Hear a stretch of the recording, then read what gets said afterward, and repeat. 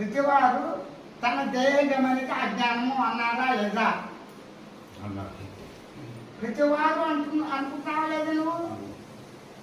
నేను నాది, నా దేహం నా ఇష్టం అంటే నా అహంకారమా కాదా? అంటే నీకు అహంకార గమనిక తెలుసు, అజ్ఞాన గమనిక తెలుసు, అజ్ఞాన అహంకారం జ్ఞాన గమనిక తెలుసు, అసత్య గమనిక తెలుసు, సత్య గమనిక తెలుసు. అప్పుడు నీ దేహ గమనిక నువ్వు దేహాన్ని చూసి వచ్చిపోతుంది కాబట్టి మిథ్య అసత్యం అన్నావా? దేహాన్ని గమనించకున్నానా? గమనించాలి.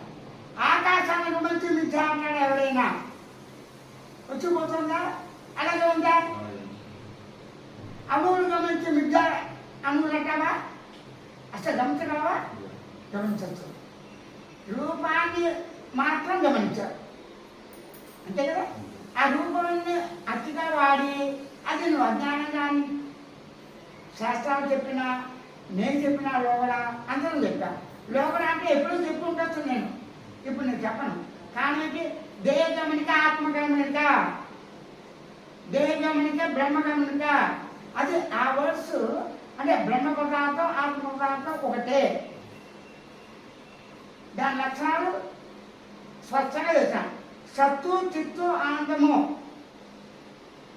పరిపూర్ణం, మౌనము, నిత్యం, ఈ లక్షణాలు.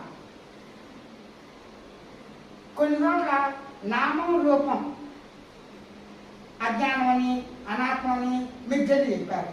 అస్థి బాధ్య ప్రియం అంటే ఉనికి ఉండుట, బాధ్య ప్రకాశించుట అంటే చైతన్యం,